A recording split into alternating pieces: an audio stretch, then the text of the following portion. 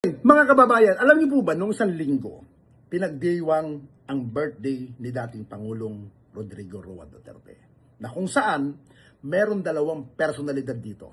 Itong dalawang personalidad na abogado, kilala at tanyag sa ating bansa. Pero ang nakakatawa rito, meron isang nagpapakilala na puno o leader para pamunuan daw ang ating bansa. Na kung saan itong dalawang abogadong ito nagsagutan, nag-awayan, at nagpalitan ng mga hindi magagandang pananalita. At ang nakakatawa rito sa lahat, nandyan ang isang gustong maging Pangulo ng ating bansa na walang iba kung hindi si Vice President Sara Duterte. Imbis itahin niya, imbis pagsabihan niya, makikita natin sa video na nagbabangayan at tumatawa lamang sa harapan nila si Vice President Sara Duterte. Pagpapakita ito na hindi kayang kontrolin ni Vice President Sara Duterte ang kanyang mga tagasunod. Bagkus, nanunood lamang siya kung sino ang magaling at sino ang matatalo habang nag-aawayan ang kanyang mga kakampi daw. Hindi lang ito simpleng away ng dalawang abogado. May matalas na dila, ito ay isang malaking sampal sa mukha ng bawat Pilipino. Ang naganap sa Davao Rally ay isang national embarrassment na naglalantad sa bulok na sistema ng ating politika. Walang tunay na ideolohiya, walang permanenteng paninindigan at puro lamang pang sariling agenda. Attorney Guanzon, anong uri ng psikolohiya ang meron ka? Noon halos ituri mong kaaway ng Estado ang mga Duterte. Ang bawat post at bawat pahayag mo ay punong-puno ng galit at pangungutya sa kanilang liderato. Tinawag mong kung ano-ano ang mga DDS at ang Duterte Youth at ngayon ay makikita ka sa bakuran nila, nagpapapicture at tila nagmamakaawang tanggapin. Ito ang tinatawag na shameless opportunism. Ang pagpunta mo sa Davao ay hindi pagpapakita ng pagkakaisa. Ito ay pagpapakita na kaya mong lunukin ang sarili mong suka para lang manatiling relevant. Ang sagot mong I don't want to talk to you kay Topacio ay hindi sign ng class. Ito ay sign na wala kang mailusot na katuwiran dahil alam mong huli ka sa sarili mong bibig. Nakakahilo ang bilis ng pagbaliktad mo. Para kang electric pan na namaka number 3 sa bilis ng ikot kung prinsipyo ang pag-uusapan. Attorney Guanzon, mukhang naiwan mo iyon sa Commission on Election, COMELEC, noong ikay nagretiro ka. Huwag tayo magpaninlang kay Attorney Topacio. Sinasabi mong prinsipyo ang dahilan kung bakit mo kinakalampag si Guanzon.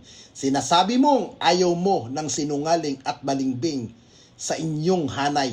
Attorney Topacio, look around you and politika ay pugad ng balimbing. Bakit ngayon ka lang naging mapili sa bisita? Ang ginawa mong pag-call out ay hindi naman para itama ang moralidad ng partido. Ito ay para sa clout. Alam mong viral ang bawat galaw mo, kaya ginagamit mo ang pagkakataon para maging bida sa mga mata ng loyalista. Sinasabi mong wala kang personal na galit, pero ang paraan ng pagpapahiya mo sa isang tao sa harap ng publiko ay hindi gawa ng isang taong may novel na layunin. Ito ay political grandstanding. Sa pinakamataas na antas, ang pinaglalaban mo ay hindi kalinisan ng partido, kundi ang iyong posisyon bilang chief defender na tila ba ikaw ang may-ari ng pintuan kung sino ang pwedeng pumasok o hindi. At ang pinakanakababahala sa lahat, ang tawa ni VP Sara Duterte habang ang dalawang matatanda at iginagalang daw na abogado ay nag-aasal kalye sa kanyang harapan. Nanunood lang siya at tumatawa. Ano ito? Nung time show? Dito natin makikita ang kalidad ng pamumuno. Ang isang tunay na leader ay dapat may kontrol sa disiplina ng kanyang mga kaalyado. Pero tila masaya pa siyang nakita ang ganitong kaguluhan. Tama ang sabi, maraming birds of the same feather flock together kung ang pinuno mismo ay walang pakundangan sa pagpapakita ng respeto sa institusyon, huwag kang magtaka kung ang mga tagasunod niya ay nag-aasal may saltik din. Ang tawag doon ay hindi tawa ng katuwaan. Iyon ay tawa ng isang taong naging normal na ang kawalan ng kaayusan at respeto sa loob ng kanilang kampo. Ang nangyaring ito ay patunay na ang mga partido sa Pilipinas ay parang jeepney. Sakay lang ng sakay kung sino ang gustong sumakay at bababa kung kailan gusto. Pagtatraidor, totoo ang pangamba ni Topacio na maaaring magtraidor si Guanzon. Pero ang totoo, sa politika natin lahat ay may potensyal na maging traidor. Depende sa ihip ng hangin at laki ng budget. Kasinungalingan ang pagbabalat kayo ay naging standard operating procedure na ang mga kamagkakaaway kahapon ay magkakayakap na ngayon at magpapatayan uli bukas. Ang bangayan ni Topacio at Guanzon ay hindi dapat pinalalakpakan. Dapat itong ikahiya, ipinapakita nila na ang batas at ang pagiging abogado ay nagagamit na lamang bilang kasangkapan sa pangiinsulto at political maneuvers. Nag-aaway kayo sa prinsipyo habang ang taong bayan ay hirap na hirap sa taas ng bilihin. Nag-aagawan kayo sa spotlight habang ang bansa ay lugmok sa korupsyon. Kayong dalawa kasama ang inyong pinunong tumatawa ay dapat magkaroon ng kaunting delikadesa. Ang Davao Rally ay naging isang malaking sekto, puno ng mga komedyante. Ang tanging alam gawin ay magpatawa, manakit at manlinlang. Nakakasuka, nakakaawa ang Pilipinas. Kung ang mga ganitong klase ng tao ang patuloy natin bibigyan ng atensyon at kapangyarihan, panahon na para magising ang mga Pilipino. Ang politika ay hindi drama. Ito ay dapat serbisyo.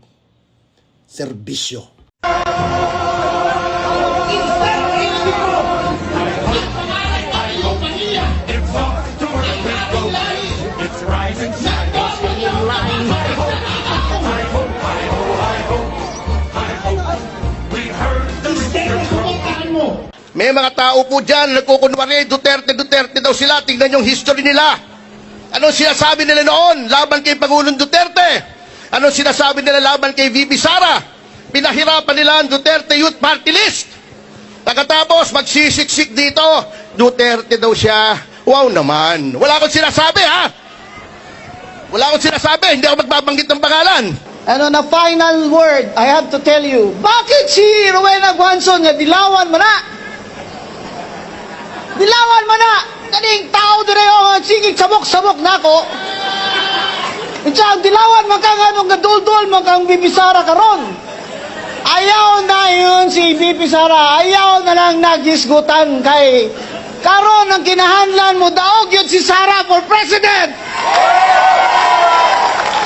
Kung dilaw ka, kung pulaw ka, kung pink ka, kung blue ka, kung sa wala na minimo kaakig.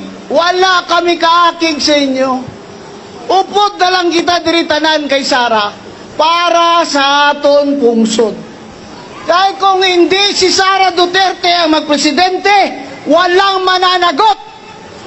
Kaya si Rowena Guanzon magsasara Duterte. Kasi Sara Duterte lang ang presidente na kung siya ang manalo, may mananagot.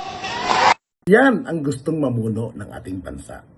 Sariling kasamahan, sariling tao, sariling mga alagad, at tagapagtanggol daw niya kuno, at mga kagrupo, hindi makontrol. Bagkos, kanya-kanyang pataasan, kanya-kanyang pabida, para lang masabi na sila'y malapit sa bawat isa.